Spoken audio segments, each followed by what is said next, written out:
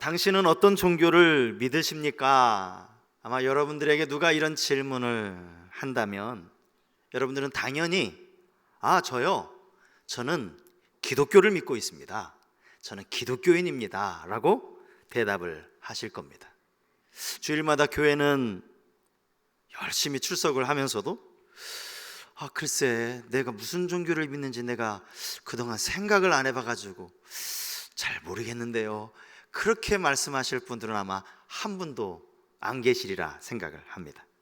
우리 중에는 이 기독교라는 용어가 어떻게 유래되었는지를 아시는 분들도 계시지 않을까 싶은데요, 여러분, 기독이라는 이 단어는 그리스도의 줄임말입니다. 그리스도를 한자어로 음역을 하면 기리사독 이렇게 되거든요. 이게 뜻과는 상관없이 음역을 한 거죠. 기리사독.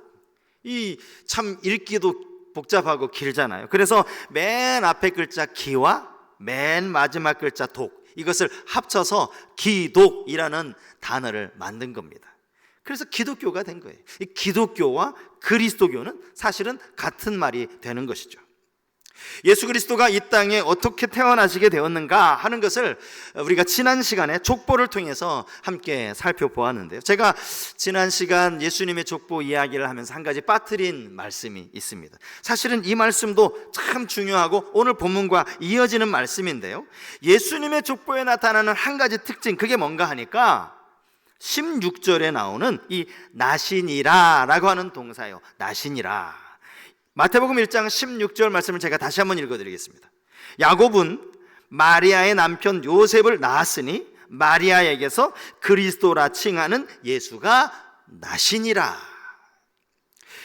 마태복음 1장 2절부터 16절까지는요 이 낳고 동사가 꽤 많이 나옵니다. 제가 2절부터 16절까지 이 낳고 동사를 하나하나 체크하면서 세어봤더니 무려 40번이나 나오더라고요. 그런데 이 40번 가운데 16절 맨 마지막에 나오는 이 나신이라는요 동사의 형태가 바뀌어져 있어요. 이게 무슨 말이냐? 낳고에서 나신이라로 바뀌었다라는 겁니다.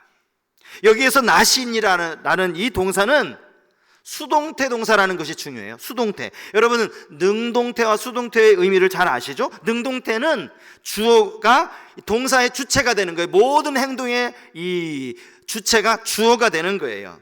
앞에서 이야기했던 것처럼 부모가 주도적으로 자녀를 낳는 거예요. 부모가 낳는 거죠. 하지만 수동태가 되면 동사의 주체가 달라져요. 행동의 주체가 달라집니다. 행동의 주체가 마리아가 아니에요. 그러므로 마리아가 예수를 낳은 것이 아니라 마리아에게서 예수가 나시니라 이렇게 되어 있는 거죠. 이제 그 의미를 우리가 좀 더 구체적으로 살펴볼 수 있는 본문이 오늘 우리가 읽은 본문이라고 할 수 있습니다. 요셉과 마리아는 서로 약혼을 한 상태였지만 아직은 서로 동거하기 전이었습니다. 요즘은 우리 이 약혼식을 하는 커플들이 그리 많지는 않을 텐데 이스라엘에는요 결혼할 상대가 정해지면 먼저 약혼을 하게 된다고 합니다. 약혼, 정혼, 사실은 같은 의미의 말이죠. 혼인을 약속했다, 그런 의미의 말입니다. 이렇게 정혼한 상태에서 결혼식이 치러지기 전까지 기간이 길면 약 1년까지도 간다고 그래요. 그리고 그 기간 동안 이 두 사람이 서로 동거하지는 않지만 이미 법적으로 부부나 마찬가지라는 겁니다. 그래서 만약 이 기간에 정혼한 신부가 임신을 했다든지 이렇게 되면 그는 간음한 여인이 되는 거예요. 율법에 따라서 그는 돌에 맞아 죽어야만 하는 것이죠. 아시는 것처럼 예수님은 요셉과 마리아가 동거하면서 능동적으로 임신을 한 것이 아닙니다. 아직 동거하기도 전에 성령으로 잉태되었다라고 성경이 말하고 있어요. 그렇기 때문에 낳고가 아니라 나시니라, 낳아졌다, 이렇게 수동태 동사가 사용되는 것이 맞습니다. 성령으로 잉태되었다라고 그렇게 기록이 되어져 있기는 하지만 오늘날이나 또 그 당시에나 이 말은요 사람의 머리로 이해하기가 사실은 불가능한 말이나 마찬가지입니다. 인류 역사상 이런 경우가 한 번도 없었기 때문이죠. 마리아의 남편이 될 이 요셉 입장에서도 이건 마찬가지입니다. 성경이 그를 의로운 사람이라고 설명을 하는데요, 그가 보인 의로운 행동이 그 다음에 나옵니다. 그를 드러내지 아니하고 가만히 끊고자 하여, 이렇게 기록이 되어져 있죠.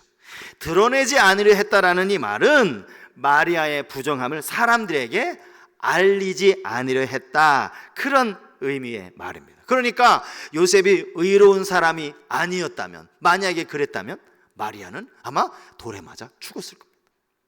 요셉은 그걸 원치 않았어요. 그저 가만히 끊고자 했습니다. 여기서 끊고자 했다라는 말은 마리아와 파혼을 생각했다라는 거죠.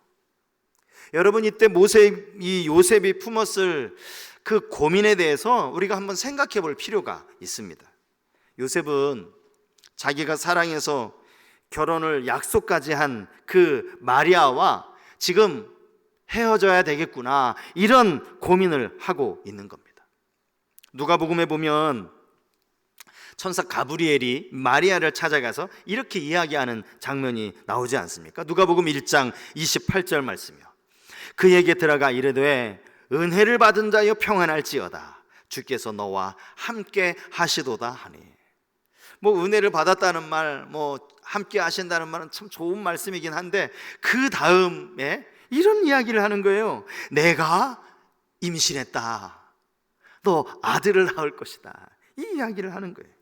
여러분, 이 말에 마리아가 깜짝 놀라지 않았습니까? 아니, 나는 남자를 알지 못하거늘 어떻게, 은혜를 받았다는 게 어떻게 제가 임신을 했다는 말과 연결이, 그게 무슨 상관이 있습니까? 마리아도 놀랐는데 여러분, 요셉은 오죽하겠습니까? 마리아가요, 이 사실을 어쩔 수 없이 요셉에게 알리기는 했을 거 아닙니까? 말하지 않아도 이제 점점 마리아의 배가 불러올 텐데 이거 숨길 수도 없는 거죠. 자초지종을 아마 이야기했을 겁니다. 하지만 요셉이, 여러분, 그 이야기를 들으면서 와, 그런 일이 있어서 할렐루야 그랬을까요? 그러지 않았다는 거예요. 아무리 설명을 해주어도 도대체 이 요셉 역시도 마리아의 말만 들어서는 이해할 수 없는 그러한 말이었다라는 거죠. 요셉은 마리아에 대한 실망과 함께 어쩌면 배신감까지 느꼈을지 모릅니다.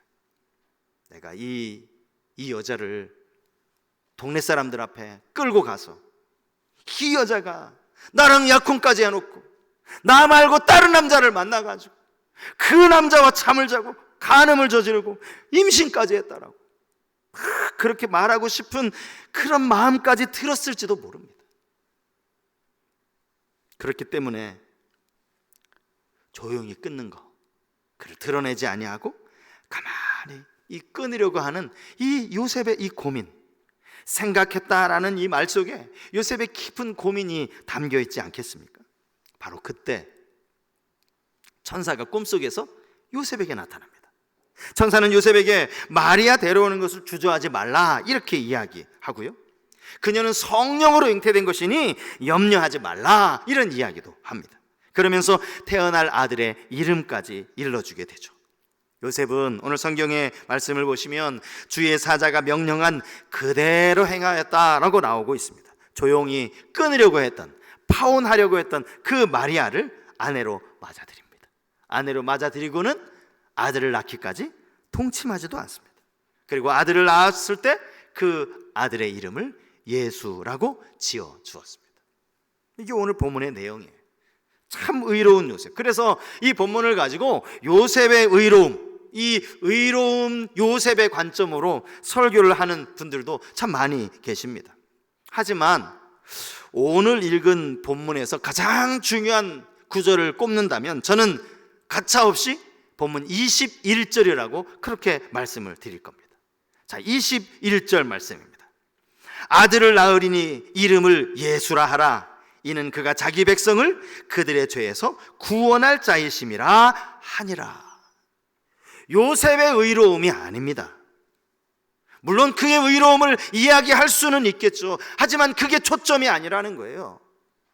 마리아의 몸을 빌어서 태어나신 예수 그리스도가 초점이라는 겁니다. 그분이 바로 우리의 구원자이시고 모든 인류의 구원자이시기 때문입니다. 우리가 21절 말씀을 다시 한번 살펴볼 필요가 있는데요, 여기 21절 말씀을 가만히 보시면 그분은 먼저 자기 백성을 구원하신다, 이렇게 소개하고 있습니다. 예수 그리스도의 나심에 대해서 진정으로 기뻐해야 할 사람은 그러니까 자기 백성이라는 셈입니다. 예수님께서 그들을 구원하셨기 때문이죠.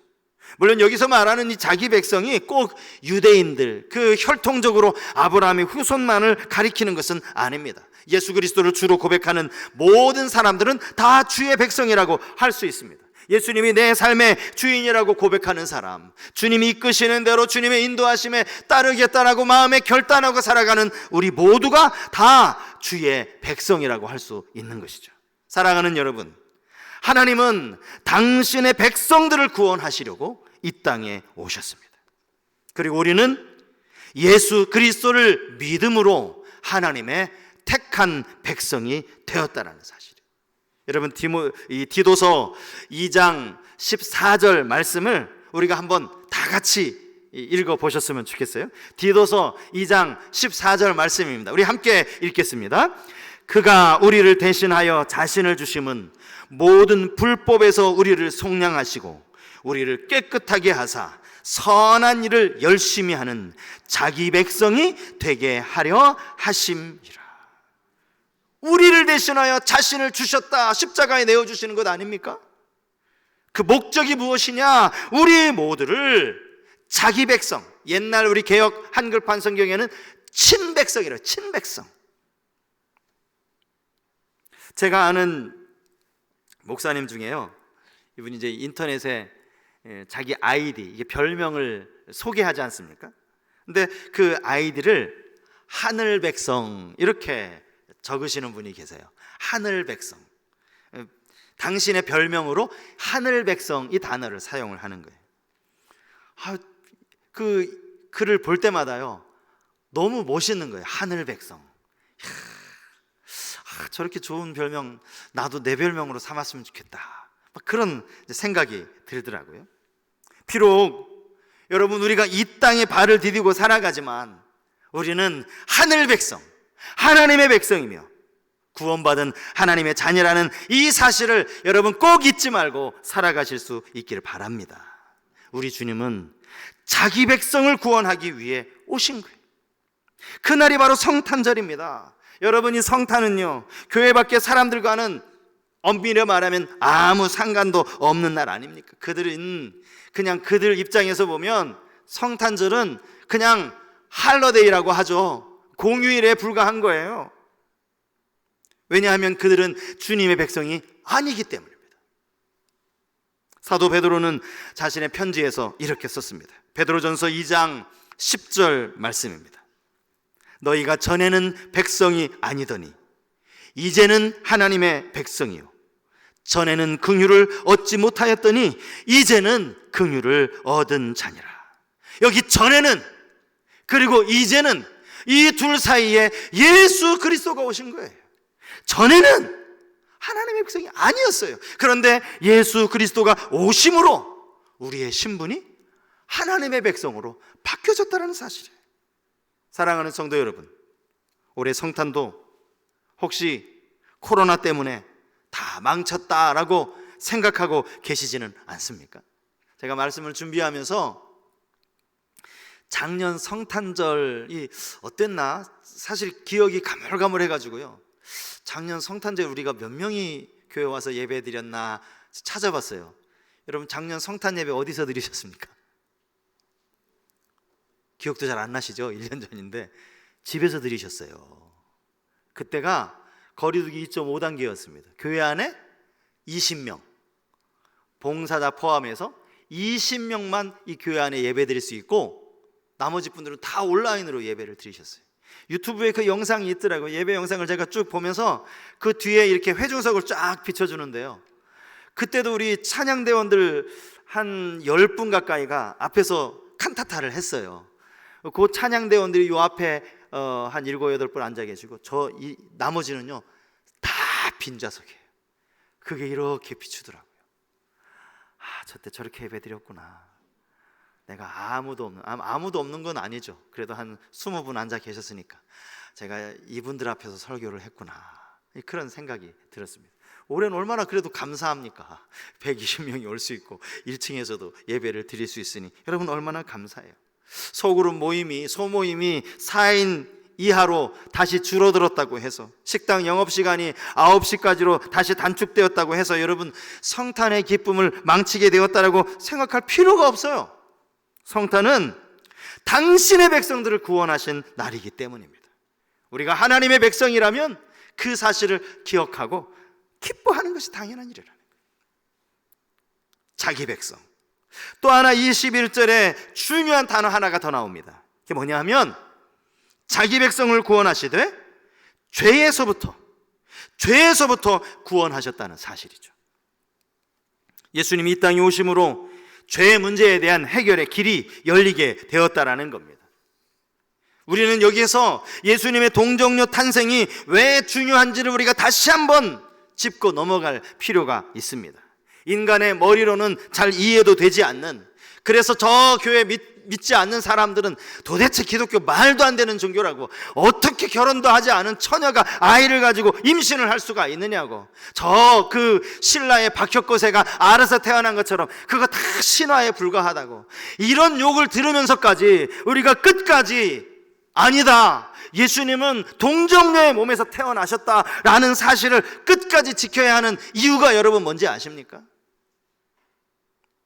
예수님이 사람의 몸에서 태어나셨다면요, 아니 사람의 몸에서 태어나지 않으셨다면 예수님은 사람이 아니라 신이신 거예요. 신성만 가지고 계신 거예요. 여러분, 그분이 신성만 가지고 계신다면 우리의 죄를 담당하실 수가 없습니다. 어떻게 신이 사람의 죄를 담당할 수 있습니까? 그죠? 성립이 안 되는 거예요. 그러므로 예수님은 인간이 되셔서 이 땅에 오셔야 하는데, 그러나 예수님은 죄가 없으신 분으로 이 땅에 오셔야 돼요. 예수님 당신도 죄가 있으시면서 내가 너희들의 죄를 내가 다 담당했다라고 말하면 이거 말도 안 되는 이야기 아닙니까?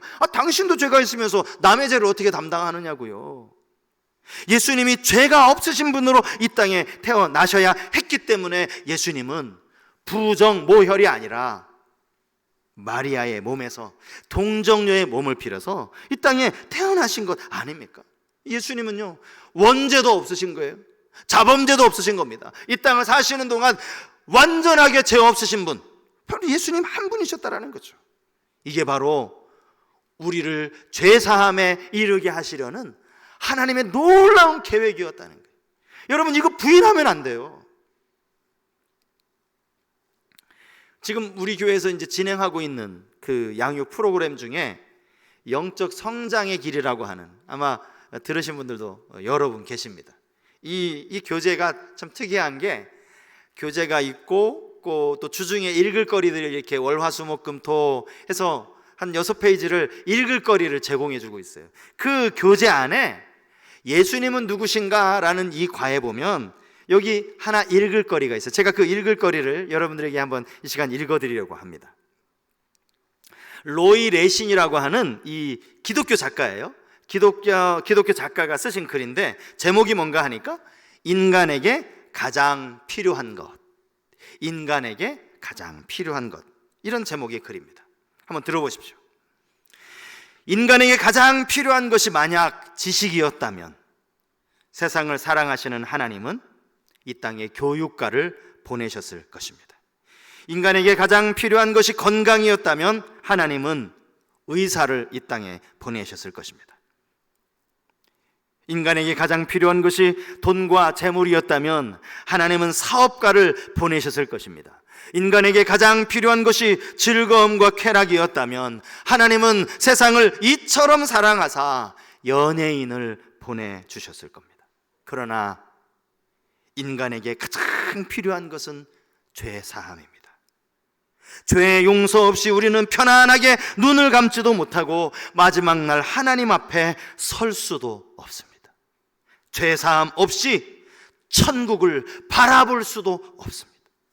그래서 하나님은 우리에게 세상을 이처럼 사랑하사 독생자 구세주를 보내주신 겁니다. 사람들이 착각하는 게 있어요. 하나님이 우리를 정말 사랑하신다면 하나님이 좀 돈에 대한 물질에 좀 복을 많이 주셔야지, 하나님이 정말 나를 사랑하신다면 하나님이 내게 건강의 복을 주셨어야지 라고 생각하는데, 여러분 그렇지 않습니다. 정말 우리에게 중요한 것은 돈도 아니고 건강도 아니고 쾌락도 아닙니다. 우리를 죄로부터 완전히 구원하는 것이에요. 이러한 계획 속에서 예수 그리스도를 동정녀의 몸으로 태어나게 하셨다는 거예요. 여러분, 예수님이 어떠한 방법으로 우리를 죄에서 구원하셨는지 여러분 잘 알고 계시죠? 우리 모든 죄를 대신 담당하심으로, 우리의 죄를 위해서 주님이 친히 십자가에 달려 죽으심으로 우리의 모든 죄를 다 담당하시고 우리로 하여금 죄에서 자유함을 얻게 하신 것 아닙니까?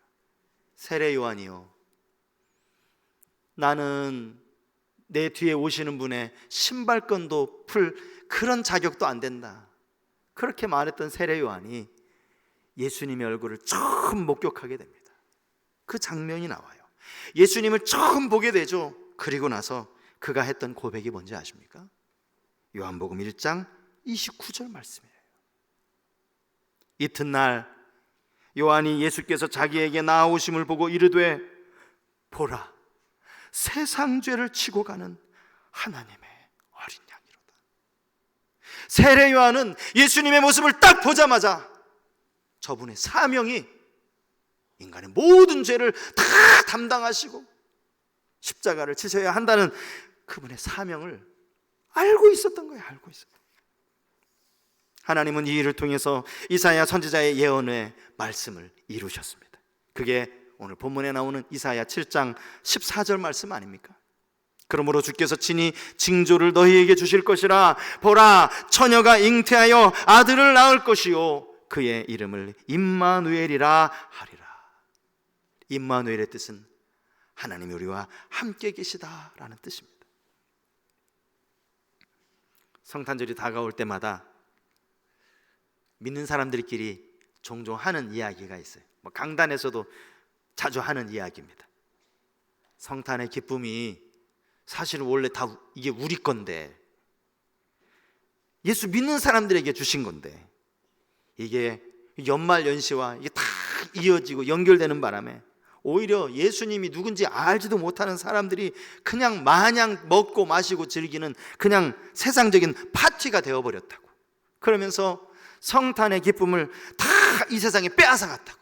저 세상 사람들이 빼앗아갔다고. 저 네온사인에, 저 백화점에, 상점에, 식당에 다 빼앗아갔다고 말이죠. 가만히 생각해 봐야 돼요. 정말 세상이 우리의 기쁨을 빼앗아간 것이 맞나? 이거 한번 곰곰이 생각해 봐야 됩니다. 그들이 빼앗아간 것이 아니라 교회가 이 기쁨을 세상에 혹 넘겨준 것은 아닌지. 무슨 말입니까? 성탄의 의미도 알지 못하면서 연말에 그냥 손님들 끌어 모아서 매출을 올리려고 떠드는 것과 그렇게 말하면서 정작 성탄을 기뻐해야 할 교회는 너무나 조용한 것 아니냐고. 저희 집에 12월 아마 첫째 주간일 거예요. 12월이 딱 되자마자 창고에서 요만한 트리 하나를 거실에 딱 갖다 놨어요. 그리고 막 전구를 꽂아놨어요. 성탄절이라는 거죠. 이제 곧 성탄절이라는 거예요. 제 아내가 이런 말을 하는 겁니다. 1년 중에 12월은 한 번 더 있었으면 좋겠대요. 그러면서 그 이유를 말하는 거예요. 왜냐하면 성탄절이 있으니까. 예수님 낳으신 성탄절이 있으니까. 참 도전이 되더라고요.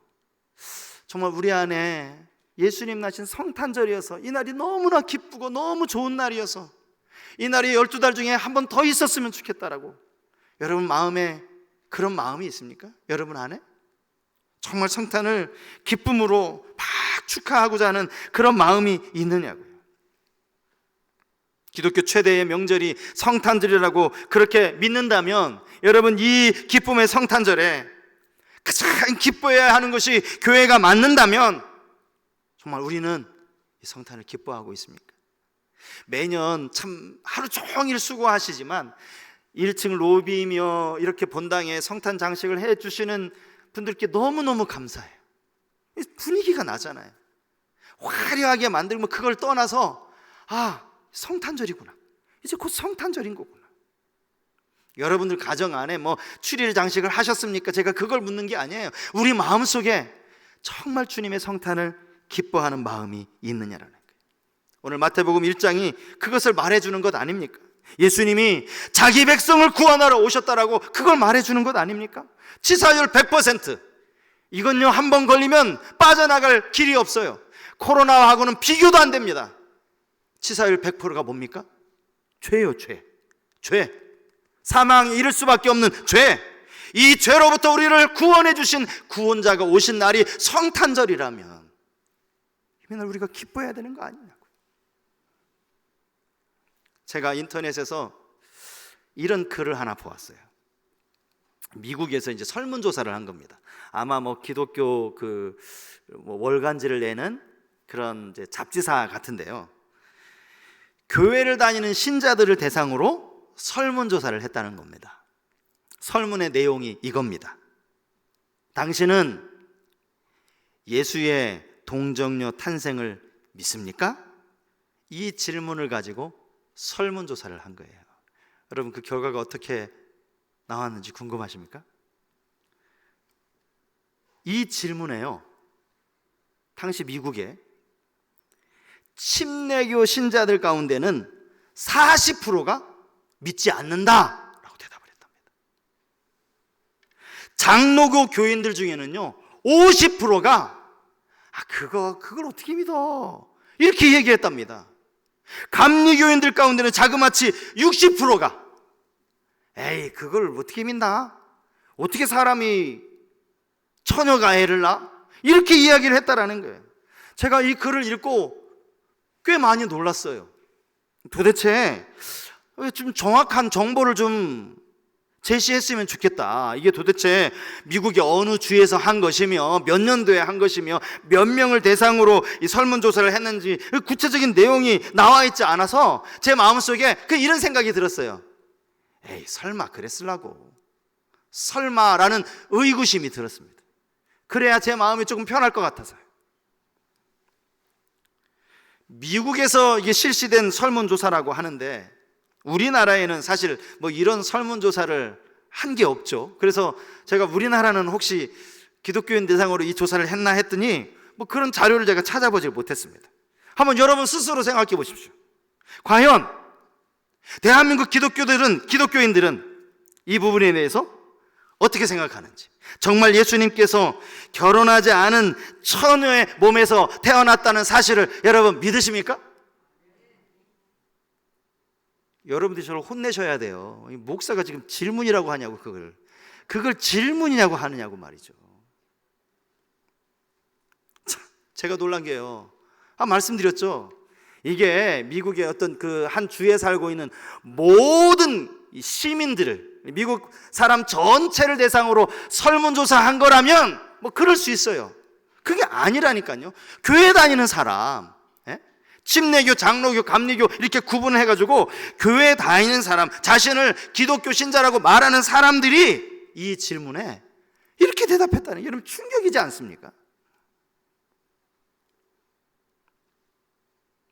그분들은요, 그 교회에서는 뭐 예배 중에 사도신경을 고백하는지 뭐 안 하는지 모르겠지만 만약에 이런 생각을 가지고 사도신경을 고백한다면요, 그거 다 거짓말하는 거예요, 거짓말. 여러분, 우리가 사도신경 고백하죠.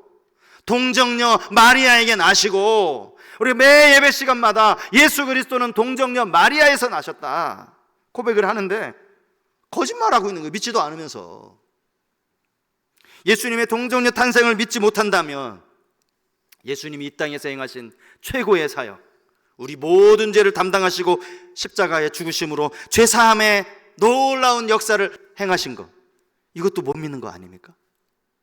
죽은 지 나흘이나 돼가지고 막 냄새가 나는 나사로 살린 거, 이건 어떻게 믿어요? 예수님 당신이 죽으셨다가 사흘 만에 부활하신 거, 이거 어떻게 믿어요? 아니 도대체 성경 뭘 믿을 거예요? 뭘 믿을? 여러분들이 표정이 내가 안 믿는다고 안 했는데 왜 나한테 소리 지르냐는 그런 표정인데, 여러분들에게 하는 말 아닙니다. 태초에 하나님이 천지를 창조하시니라. 성경 딱 펴면 나오는 창세기 1장 1절. 이거 어떻게 믿어요? 어떻게? 예수님의 동정녀 탄생을 믿지 못하면. 여러분, 우리는 구원자 되시는 예수 그리스도를 믿습니다.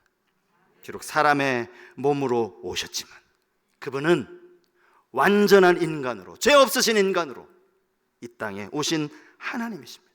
우리와 지금도 함께 하시는 하나님이심을 믿습니다. 이 땅에 오신 아기 예수님께 우리의 모든 영광을 하나님께 올려드리는 우리 성도님들 되실 수 있길 바랍니다. 이제 성탄이 6일 앞으로 다가왔어요. 여러분 마음에 지금부터, 아니 이전부터도 그러셨겠지만, 주님이 내 백성, 당신의 백성을 구원하시려고, 죄에서부터 우리를 건져내시려고 오셨다는 이 사실을 기억하고 하나님 앞에 감사함으로 성탄을 준비하시는 우리 모든 성도님들 되실 수 있기를 주님의 이름으로 축복합니다. 우리 말씀을 생각하면서 우리 이 찬양, 주님